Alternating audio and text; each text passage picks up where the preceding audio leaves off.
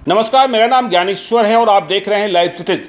देखिए, अभी से कुछ घंटे बाद मतलब ठीक 12:30 बजे चुनाव आयोग बिहार में चुनाव की तारीखों का ऐलान कर सकता है और इसके साथ ही बिहार में चुनाव को लेकर बहुत सारी चहलकदमी शुरू हो गई है। 2 दिनों पहले बीआरएस लेने वाले बिहार के डीजीपी गुप्तेश्वर पांडे के बारे में खबर ये आ रही है कि उन्होंने अंतिम फैसला कर लिया है। हालांकि वे अभी पुष्ट नहीं कर रहे हैं, लेकिन हमें जो जानकारी मिल रही है उसमें यह बात कन्फर्म है कि गुप्तेश्वर पांडे बक्सर विधानसभा क्षेत्र से ही चुनाव लड़ेंगे। शाहपुर और वाल्मीकि नगर नहीं जा रहे हैं, बक्सर से ही लड़ेंगे, एनडीए के उम्मीदवार होंगे।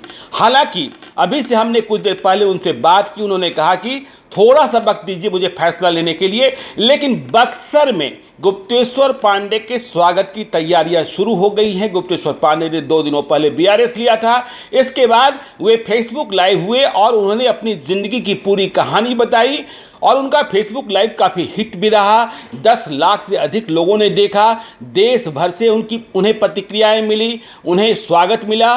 तो अब यह बात करीब करीब कन्फर्म है, इसमें कोई इफ बट नहीं है। कुछ लोग कह रहे थे कि वाल्मीकि नगर जाने के लिए, वाल्मीकि नगर में लोकसभा का भी उपचुनाव होना है। बैद्यनाथ प्रसाद महतो के निधन के बाद यह सीट खाली हुई है, तो यह कयास लगाया जाने लगा था कि गुप्तेश्वर पांडे वाल्मीकि नगर की ओर भी मूव कर सकते हैं। इसके साथ ही शाहपुर की बात हो रही थी। शाहपुर में भी शिवानंद तिवारी के बेटे राहुल तिवारी जीते हैं, वह भी ब्राह्मण बाहुल्य इलाका है, लेकिन गुप्तेश्वर पांडे बक्सर ही जा रहे हैं। देखिए, उन्होंने फेसबुक लाइव में भी कहा था कि मैं जिस बक्सर से आया हूं उसी बक्सर में झोला झोली लेकर वापस जाऊंगा। उन्होंने चुनाव लड़ने के स्पष्ट संकेत दे दिए थे और जनता को मालिक बताया था। देखिए, जब उन्होंने कहा कि हम चुनाव लड़ने आ रहे हैं तो उन्हें बेगूसराय भी आने को कहा गया, जहानाबाद भी आने को कहा गया। वे जिन जिलों में एसपी रहे, एसपी के रूप में वे सुपर कॉप रहे और डीजीपी के कार्यकाल तक वे पीपल्स फ्रेंडली रहे, जनता से सीधा संवाद रहा। तो अब गुप्तेश्वर पांडे बक्सर के चुनावी मैदान में होंगे, उनका मुकाबला कांग्रेस से होगा।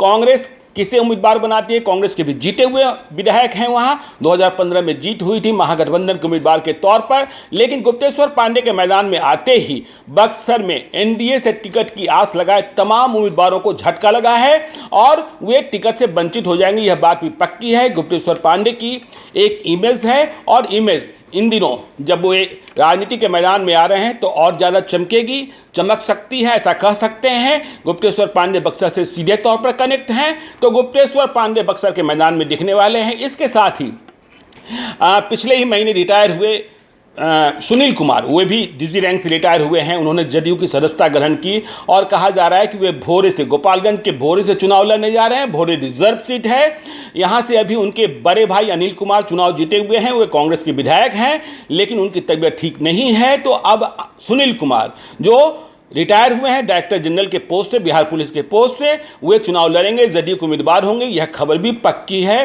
तो आप देखते रहिए लाइव सिटीज को। यदि अब तक आपने हमारे यूट्यूब चैनल को सब्सक्राइब नहीं किया है जरूर कर लीजिएगा और यदि इस वीडियो को फेसबुक के माध्यम से देख रहे हैं तो पेज को लाइक कीजिएगा, ट्विटर पर भी हमें फॉलो कीजिए। धन्यवाद।